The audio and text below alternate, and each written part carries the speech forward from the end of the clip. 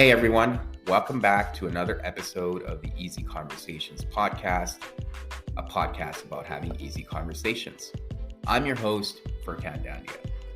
In this week's episode, I'm excited to welcome Aly Bird.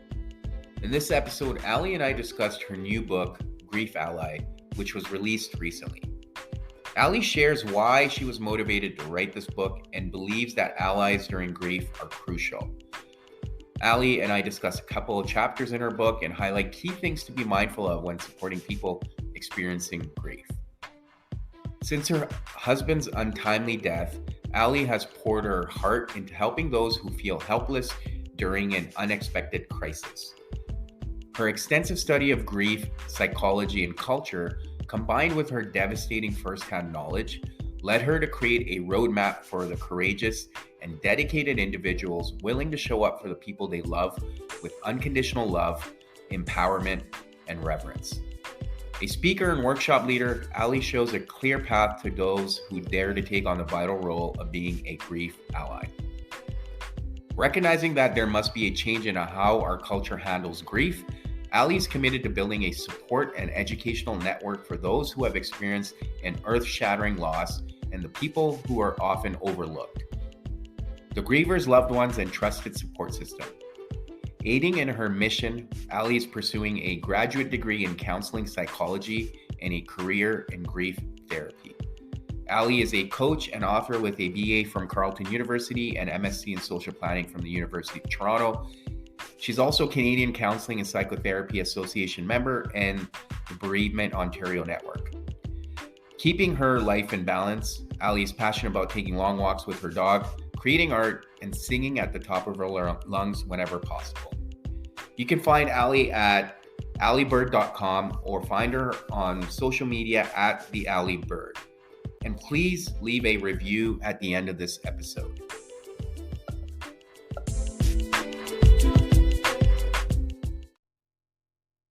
All right, Aly, welcome to the Easy Conversations podcast. Thank you for joining me and thank you for reaching out. I really appreciate it. And I'm really excited about the conversation today.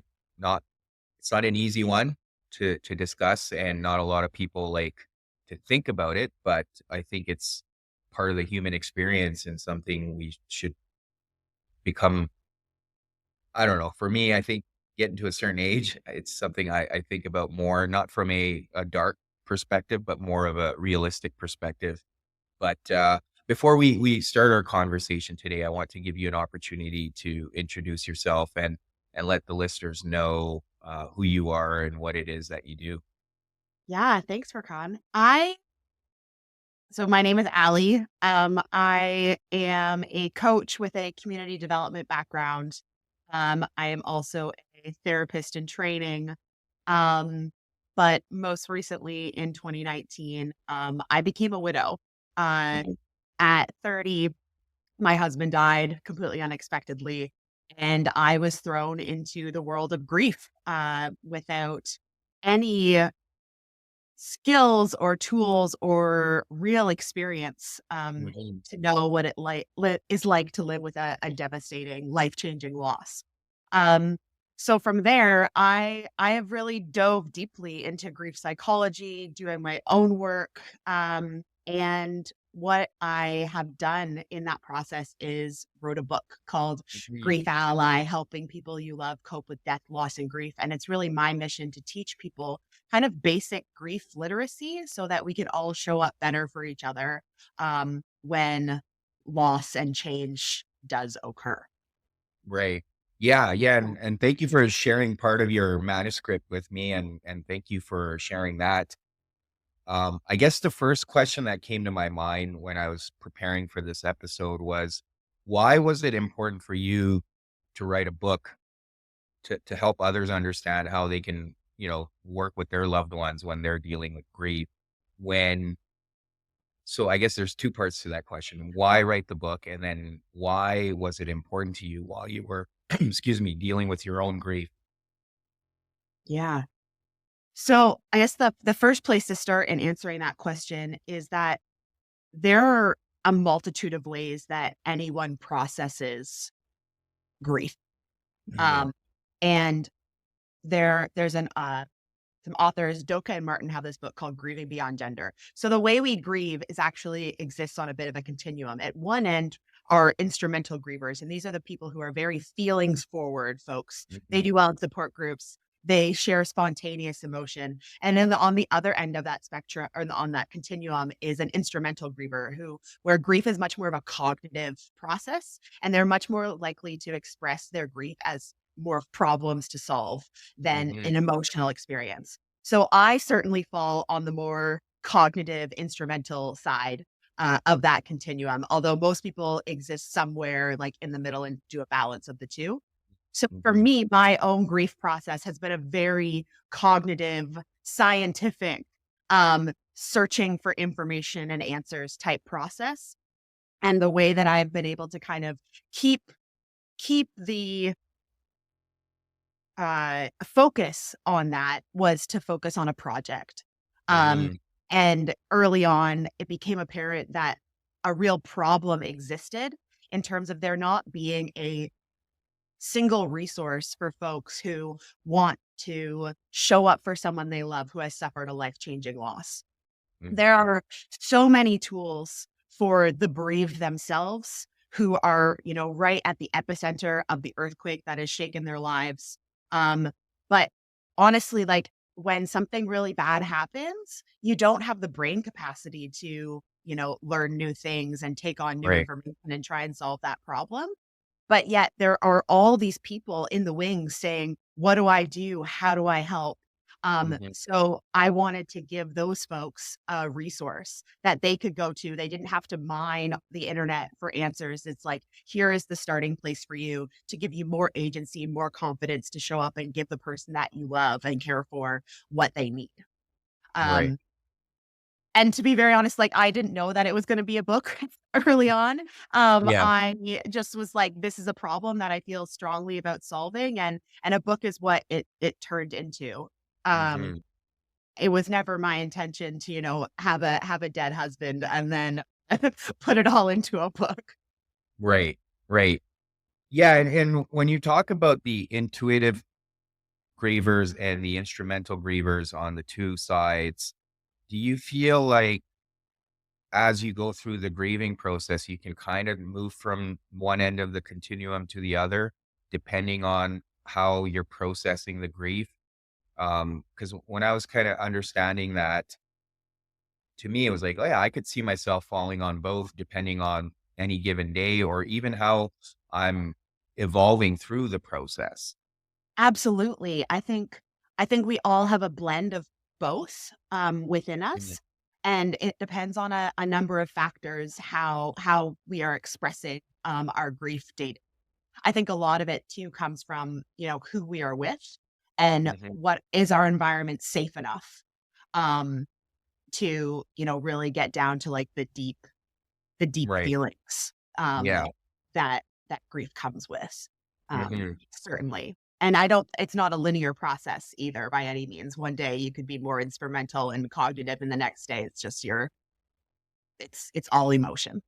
Right, right. Yeah, and I did notice that because you did debunk the grief process, the five-step process that people talk about, and it's like same with healing, right? When you see a process, quote unquote, you almost experience it as a linear thing. But Yeah. as we know, healing or grief is not linear. You may be angry one day and then you may feel depressed another day and you might accept it, but then you might fall back to that anger when you start thinking about things or if certain things come up. And so, why was it important for you to debunk that process? And what was your experience like as you were going through your own process? Yeah, I think it's really important to really debunk the Kubler-Ross 5 stages of grief because we do have this desire to put hard things into boxes to be able to check them off and then say, "Okay, now it's going to be done." Mhm. But hard things in life don't work like that. Right. The older you get, the more you learn that lesson, unfortunately. Um, and I think it's really important for people to understand that, if their grief is not a linear model of healing, that there isn't anything wrong. Mhm. One thing that I feel really um, is really important for people to know is that grief lasts forever. And Mhm. to take a few steps back and really explain like what grief is. Grief comes from the fact that like we as humans attach to things, Right. ideas, people, and we have been doing that since we began. It's how our species has survived. So the Mm. fact that we attach is human. And because we attach, therefore, grief is also human because grief is that energy that is created within us when those attachments change, shift, Right. transform. And we can be attached to, simple things like ideas, goals, dreams, um, things, but then also people. And people are probably the hardest and the biggest thing that we can be attached to Yeah. because they operate independently of us, right? Mhm. Um, so that change in attachment is really what grief is. It's that like internal energy that's created when that attachment shifts and changes and transforms. And from there, emotions come from it. But the thing is that there's also is going to be something new that reminds you of that person, which then kind of brings that attachment back, brings those Right. thoughts back. And so you're always going to feel something. And Mhm. the only thing that would change that grief is to have the thing back that was taken away or that you lost or whatever. So grief is always going to be there. So coming back to that 5-stage model, it's important to know that there can't be 5 stages and then it be fixed because the only thing that would fix this grief would be to have whenever you lost back. And that's Right. impossible. So I Yeah. think it's really important for people to know that even even if you go through the 5 stages, even if you feel every emotion on the feeling wheel, that you're not doing grief wrong. It's just the nature of it, is that you will Right. always feel something. Um, Mhm. and it's not always bad. Sometimes, there are emotions of like of of gratitude, of relief, of just pure joy, in remembering something. And all that is okay. I Mhm. have my therapist used the quote once, if you're going on a hike or something and you walk through a marsh and then you climb a hill and then you walk through another marsh. It doesn't mean you're not getting moving any more forward. It's just you've come across another marsh. Mhm. Mhm. Yeah. Yeah, and the idea of attachment is interesting, and the reason why at the beginning of the episode I said it's an interesting topic because at least for me, lately, as part of my journey, a few months ago, I started contemplating the whole notion of death and what that means. And it was uncomfortable, as you can imagine, because we have attachment to various things, right? I have Yeah. attachment to these things I want to achieve or accomplish in my life. I have attachment to family members, to my son. So it's like, okay, well, what does that mean if I were to die, right? And I think it's often easier to kind of think about yourself going through that process, but not being on the other end of it, right? If you were to lose Yeah. a family member. So it was very interesting. And I think part of the reason people are very uncomfortable with the notion of death or grief is because of to your point, the attachment, but also it reminds us of our own mortality. And yeah, I think that's where a lot of people struggle. And then around the same time I was contemplating all that, my grandma passed away, and I mean, she lived a good life, a full life, and rather than grieving it, I almost in my head celebrated it because I was able to FaceTime her, fortunately, and I could see she was ready for that next stage, and that brought me peace. And I think it was kind of interesting to go through that whole experience around the same time. But I guess it could be harder when it's sudden and not expected. So, what I'm Yeah. trying to it's like your experience with all of that, right? It's I'll put like the asterisk in front of it is that it's all different. Mhm. And it is all relative to your own experience how difficult is. Yeah. Yeah. Um, Someone who loses someone they love unexpectedly and suddenly, it's hard. but, someone who has to watch their loved one, die from a terminal illness or something Yeah. that takes their faculties away is also hard. And Mhm. often, I've had conversations with people and we would love to switch. Um, and I think so yeah, it's all hard for sure. Right. But coming back to, these thoughts that you've had yourself, like thinking about like death and your own death. I think the thing that culturally, we've done a really great job of engineering the discomfort out of our lives. So we Mhm. don't end up going through, you know, these severing of attachments until later in life when we've already had these kind of fundamental assumptions kind of built into our brains and bodies without really having to think about them. They're like unconscious assumptions that we have about how the world works. When people die, if I do the right things, I will get what I want. And death kind of calls all that into question. And, Mhm. it there are things you have to grapple with when death comes into your life, no matter Right. what age you are. Um, and that in itself is part of the process, Yeah. certainly. Um, for me, I I had the belief that people died when they were old. That Yeah. was the model that I had in my brain, and I thought that, if I was a good person and I did the right things, that I would get to die when I was old too, and that's how everybody operated. Um, Unfortunately, I've had to grapple with that, and it's just like, bad things happen to good people. Mhm. Bad things happen to bad people. And it's much more chaotic and unintentional than I expected, Right. it to be for sure. Mhm. Does that Yeah, answer the absolutely. question? Yeah, yeah, for sure, for sure, and I think it just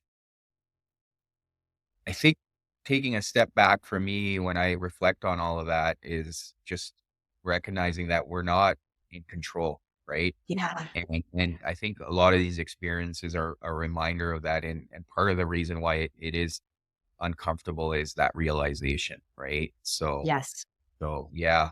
So I guess shifting a little bit here to the whole notion of the book and Mm, the underlying message there is really you want to equip people to be grief allies, right? yes. And if they know someone in their life that's experiencing grief, you're helping them with a guide in terms of understanding how they can show up.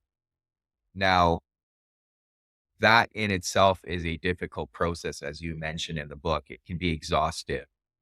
But what are some key things you want people to understand when they're being that person, being that ally for someone else? Yeah, I think the greatest lesson that I can give anyone is that, you know, you're going to wanna try and fix it. If you're showing up for someone that you love and care for dearly, you're going to wanna fix it, and you can't. Mm. And that's probably the most uncomfortable part. You wanna be a superhero, you wanna bust down the door, you wanna get the bad guy and get this over with. You can't do that. But what you can do is that you can make their life more comfortable and easier. Like, that is Mhm. and also in doing that, you don't have to do everything.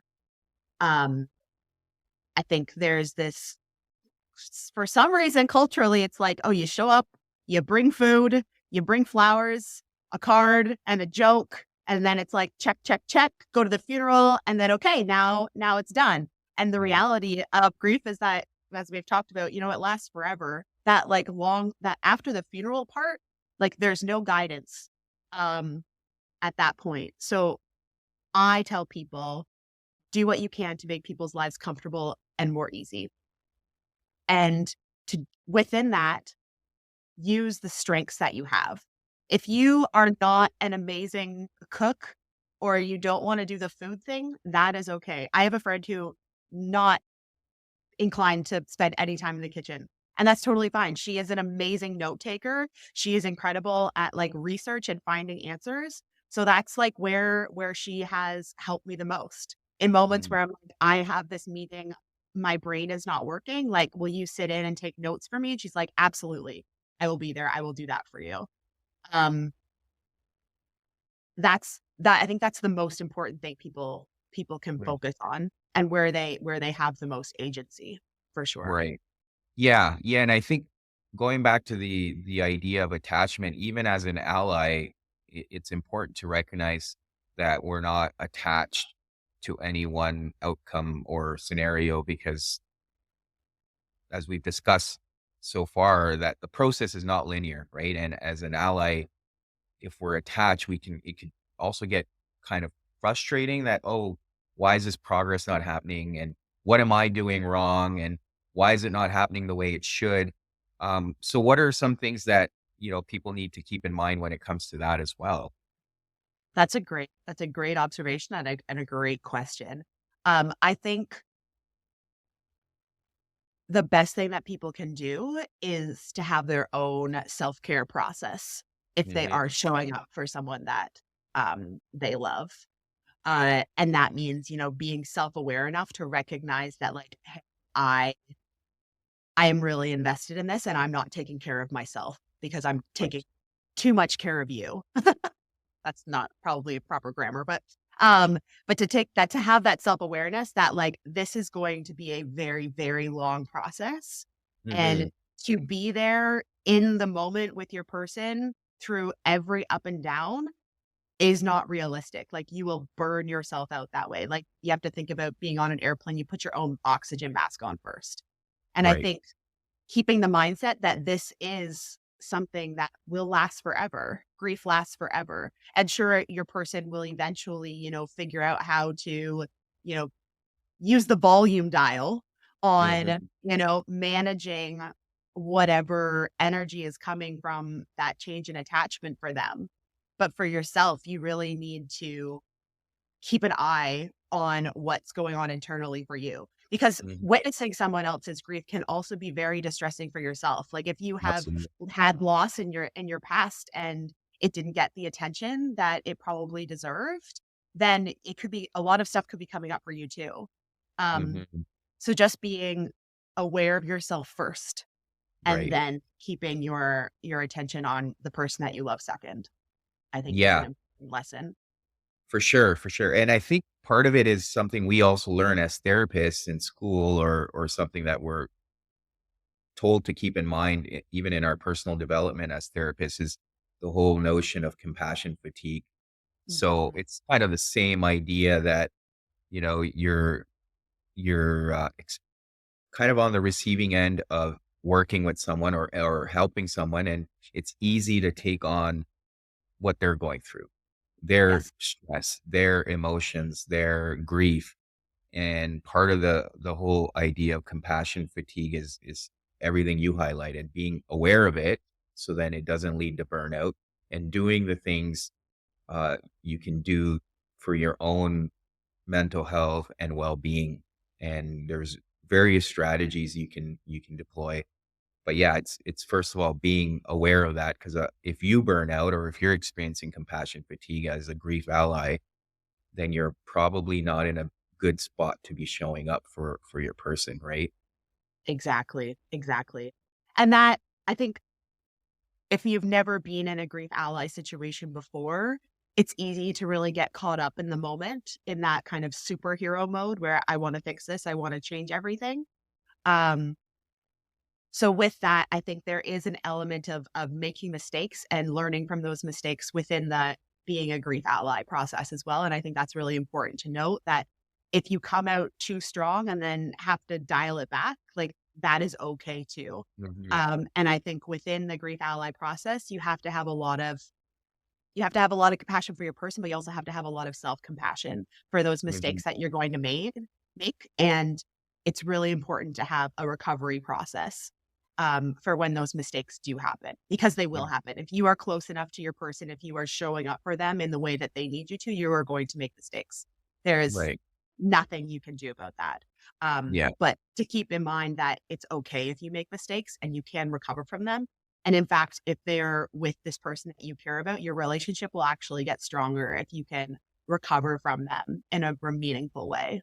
mm, yeah, yeah, I mean, it would be hard if you're a perfectionist and trying to Yes. be a grief ally, right?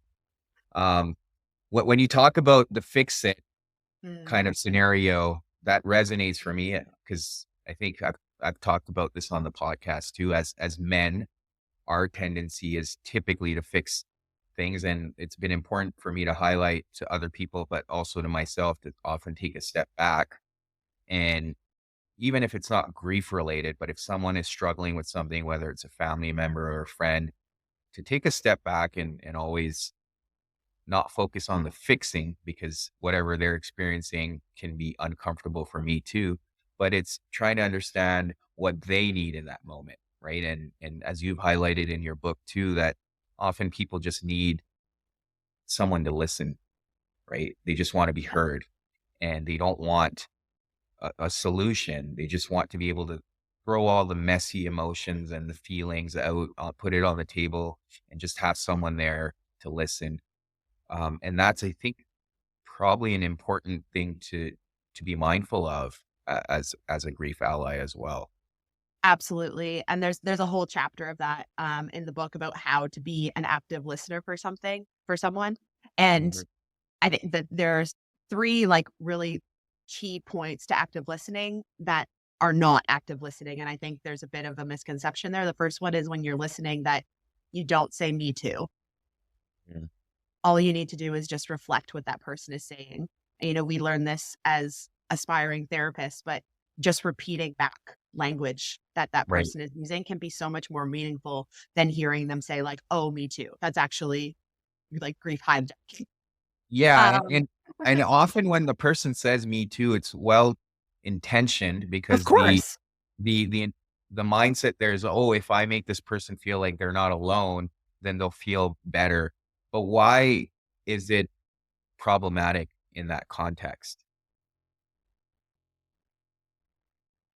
In When your life changes so significantly, there are people certainly who search for community, but Hmm. there are also people who just need that reality witnessed and reflected.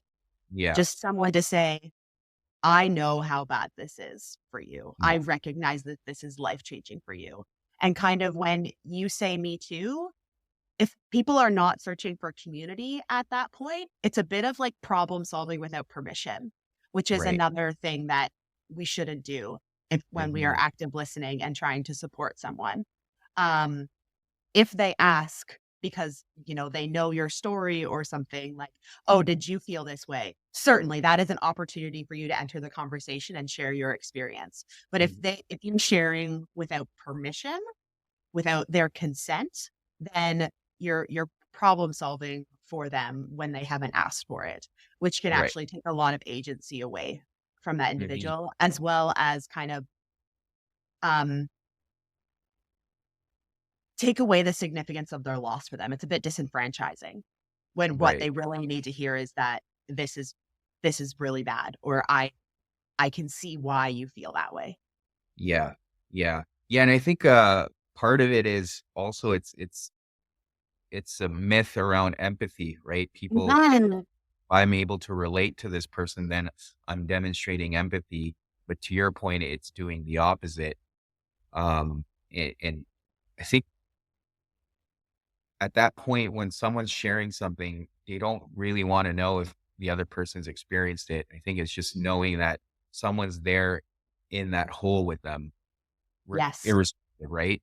So yeah, I think that's a great point. What are the other key things to active listening? So I've mentioned reflecting on individuals, the language that they're using. So if I say like, today feels horrible, this happened, um, and I feel like garbage, and Yeah. you can say, "I'm really sorry that you feel like garbage today." Mm. Like, and that can be enough. There's Mhm. also immediacy behaviors that you can use. You want to be able to kind of follow the conversation. If someone is having like a stream of consciousness, just continue to let them know you're listening. So it's, Mhm. yeah, okay. Do you want to tell me more? How did that make you feel? Like just simple little things to keep them sharing. if Yeah. it feels as though they really need to get something off their chest. And often that's really what it is. They just need an outlet to be reflective, particularly when it comes to partner loss. Partner Right. loss is such a tangible, um, intimate thing where you often do have a mirror walking around, Mm, um, reflecting what is happening in your life, someone to share that with. And when that disappears, you lose your mirror. So finding people who will be that mirror for you again is can be very valuable. Another thing to think about is that we often have this desire, I think, to be present, like physically present with the person that we want to support. We want to go over to their house. We want to sit with them on their couch. Um, mhm. my reality was that my loss, my deepest grief really happened during COVID, um, which is like a whole other conversation that we could have. But that meant that a lot of the active listening that I needed had to happen on the phone or on Yeah. FaceTime. Um, and there was a study done that actually showed immediacy behaviors, the verbal cues, that come, because you also Yeah. can do like just reflection and making sure that you're, paying, giving all your attention to the person when they need to hear you. But those verbal immediacy behaviors are actually much more effective than the visual ones. So that means that if you're talking to someone on the phone, doing that, okay, yeah, I know, those are wildly more effective than being sitting with someone on their couch and asking them to share their feelings, Right. which makes actually talking on the phone a very, very useful tool, um, as well as, thinking about neurodivergency and how our brains work. Some people don't want eye contact. Some people don't want to be touched. Some people, like I actually, I have one person that I talk to on FaceTime. Otherwise, like I really don't like FaceTime because it's like asking me to put all my attention in one place. And I would rather like let my eyes wander because I will give you a much better answer, to something. It's also very hard for me as a more instrumental griever to share emotion, Mhm. in a very face to face way. But if I am listening to someone on the phone, like there's that space for me to be like, okay, I am here, they are there, and now I can express myself.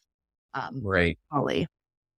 Yeah. Yeah, for sure. And kind of maybe building on that in terms of your own experience of COVID and not having perhaps people be able to come over or, meet at a coffee shop or whatever that may look like. Do you feel like your experience would have been different had you not gone through it during COVID? Absolutely. Absolutely. Yeah. In what way? Um, many, many ways. There was certainly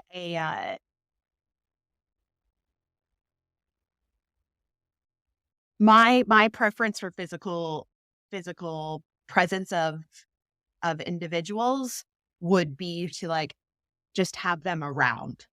Yeah. Um, I would much prefer to go to someone's house and just kind of like exist on their couch Yeah. and have them do life around me. And that would have been very comforting to me to just Mhm. not be alone. Right. Um, and I think that the the caliber of loneliness that I experienced in COVID is immeasurable in comparison to those that didn't have to, isolate in their Right. grief experience. And the trouble is that we'll never really be able to compare those things. It For just, sure. to me, it feels as though like that would have been the dream Right. Right. to be So able to do that. yeah, so I guess there's times where you were just wishing that you could be around people just for that presence and not necessarily for someone to kind of help you through the grief or listen to you. You just needed that physical presence that would have offered you more than enough support.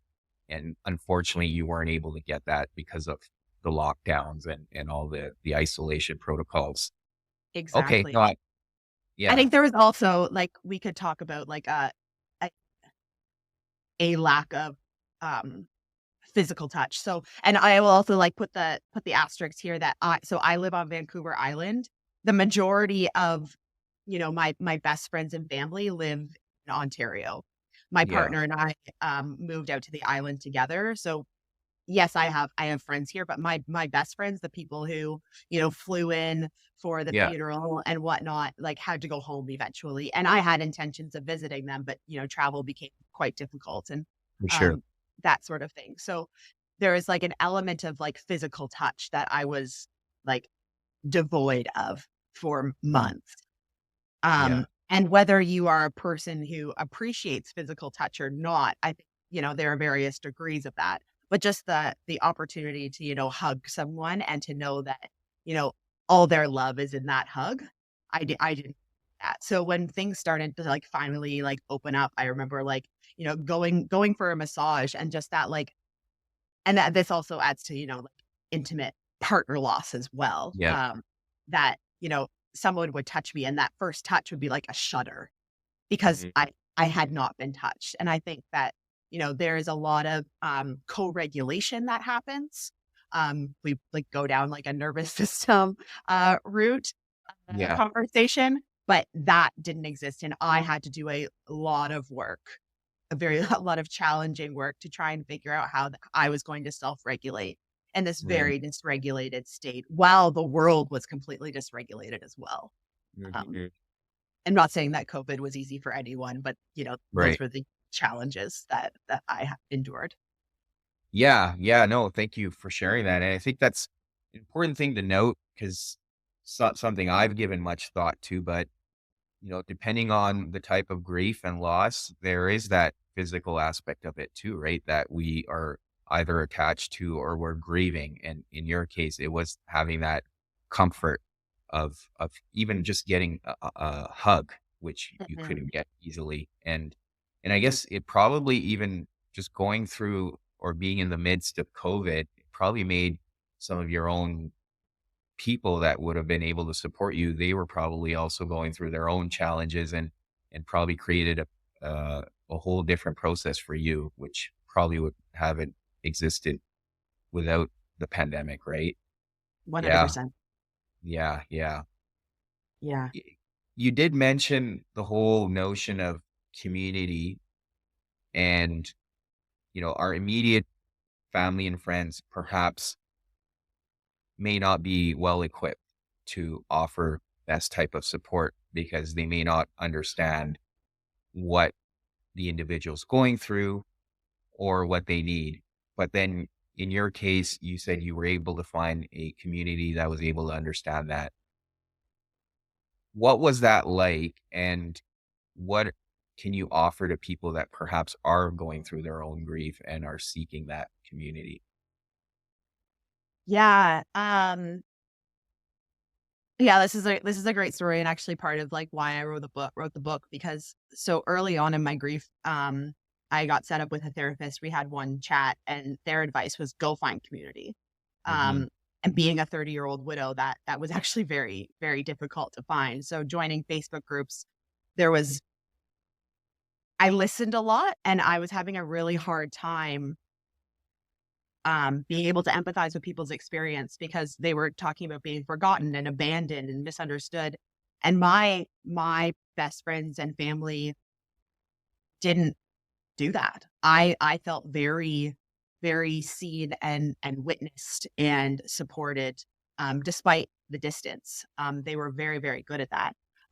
Which is why I wrote the book because I was like, I don't know where you guys are getting your answers, and they didn't either. This is just like I Hmm. have really emotionally intelligent group of people that I have built around me, over time.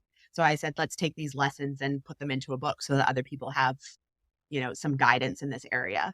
Um, so I guess my first suggestion would be if someone isn't feeling supported in their own experience of grief, like get grief allied Yeah. for your people.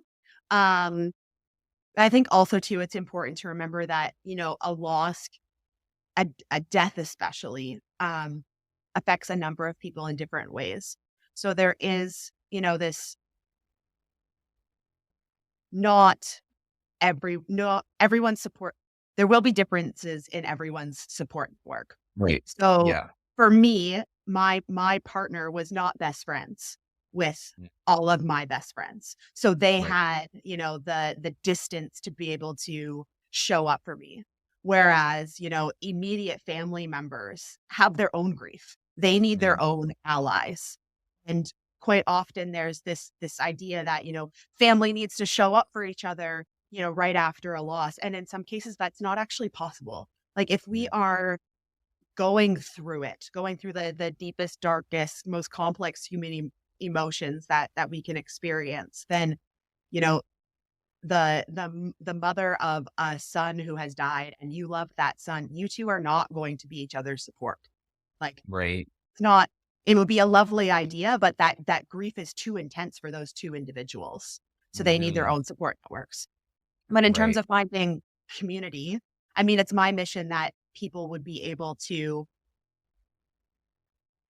have their own communities to build the skills that they don't have Yeah. to go find others who have experienced the kind of loss that they do. But I know that some people want to do that. And unfortunately, like there's no real roadmap for that. It's a bit of trial and error, unfortunately. And to be honest, like as someone who was widowed at 30, like I am statistically insignificant. So I found Mm, it very challenging to find people who had experienced a loss like mine, but that I was also like in like similarness to.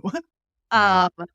Um, there's so much discrepancy among individuals that trying to find someone that has experienced what you have experienced and is also likely like you is tough. Uh, Right. the older you get, the unfortunate thing is that more people die, and therefore there are more people who have lived experience like you do. But the younger you are, the more challenging that Yeah. is. Right. Yeah. Right. I mean, yeah, and kind of reflecting on that, I guess with grief, there's no like age to it either, right? So I think it's something to be mindful of from that perspective. But one of the things that jumped out in terms of family, it's so important to mention that. And to your point, when I was visiting family over the holidays, we experienced close family members dying in the last year. Mm. And we were talking about it and trying to figure out, well, what's the best way to respond, right? Like if like we lost our aunt and then we lost her grandma, I was like, well, what are we supposed to say to our cousins and to our uncles and stuff? And my brother was like, like it's tough for me to call people and be like, I'm sorry for your loss because I'm also grieving. I also lost someone. And I think we get so caught up in what's the right thing to say and do. And to your point earlier, we're not mindful of giving ourselves that compassion and also permission to feel that grief because we're focused on what the grief is feeling like other people. Yeah, So exactly. I think a lot of and what we do in our culture is we focus on other people, less mm, on ourselves. So the model that we have for grief is this like kind of outward, like this outpouring of grief support that is yeah, actually like not entirely helpful. It's the flowers, the go to the funeral, the send the card, the tell the joke to try and yeah, cheer someone up a bit, right?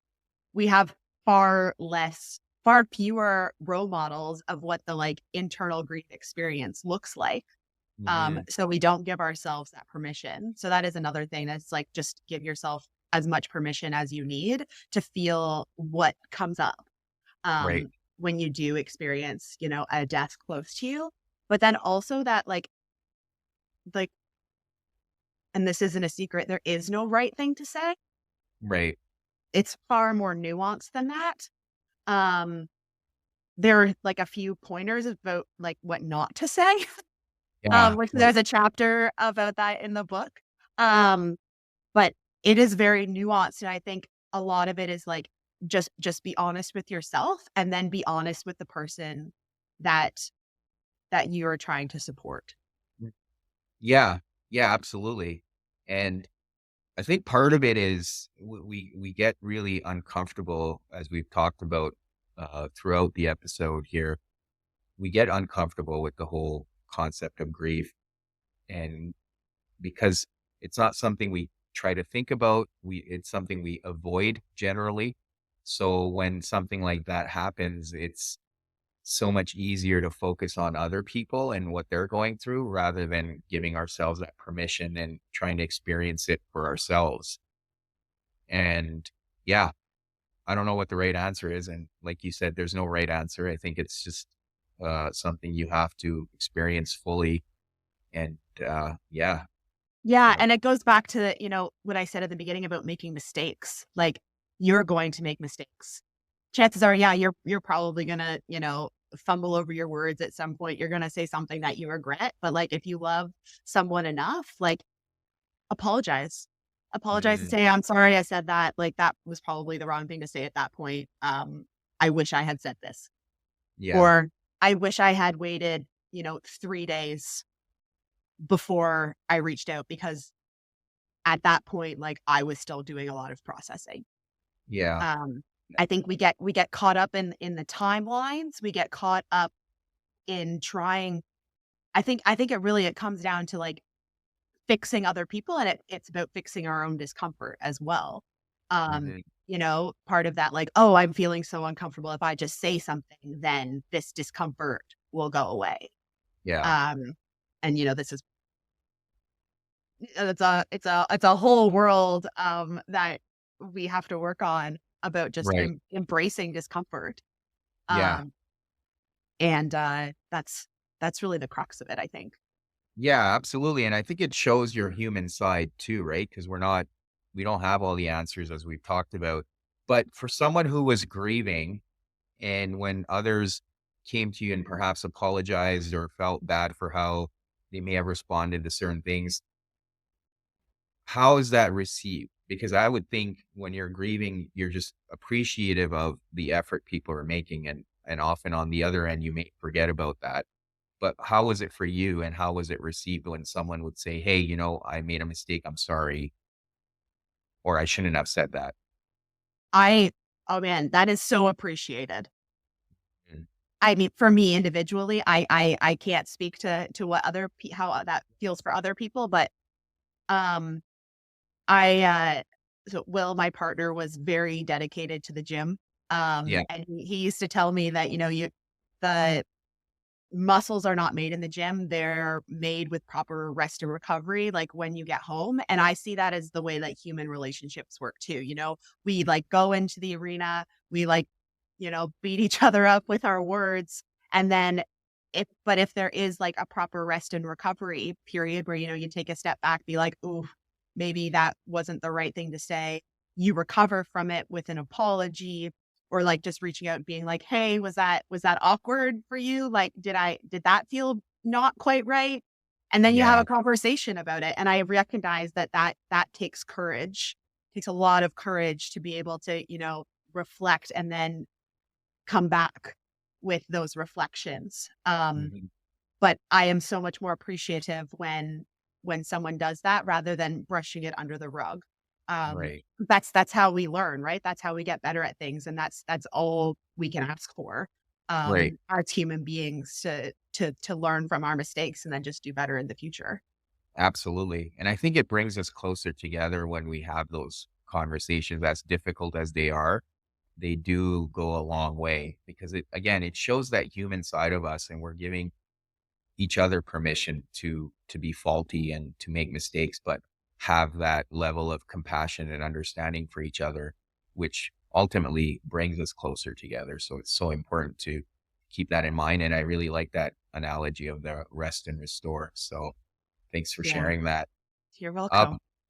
as we come to an end here, I do want to ask if there's anything else you want to share with listeners when it comes to grief or supporting others, or for someone that's themselves grieving. What are some things they can do? Yeah, I don't know if I have any real, like, tangible stuff, but I think it really, like, giving yourself permission to feel whatever it is that you're feeling. We have this idea that grief is synonymous with sadness, and Mm, that couldn't be farther from the truth. Um, Grief is energy, and that manifests as a whole suite of emotions. yeah, So it is okay, whatever it is you're feeling. If they don't fall within those, 5 stages of grief model, like, it's okay. yeah, Um, I think that's really important. I think also that giving yourself agency and autonomy to do what does feel good. In like deep grief, it is so uncomfortable. In a grief support role, it is so uncomfortable. Figure out what it is that will kind of soothe that discomfort in some way, without practicing self-harm, but Mhm.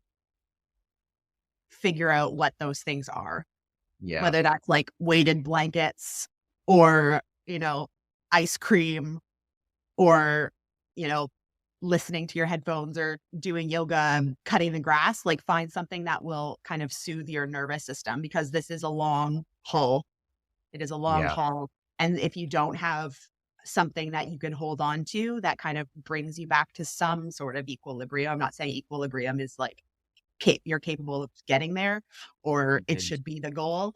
Um, but doing something that soothes you is really important. And then I guess the last thing is if this has been helpful at all, go check out the book.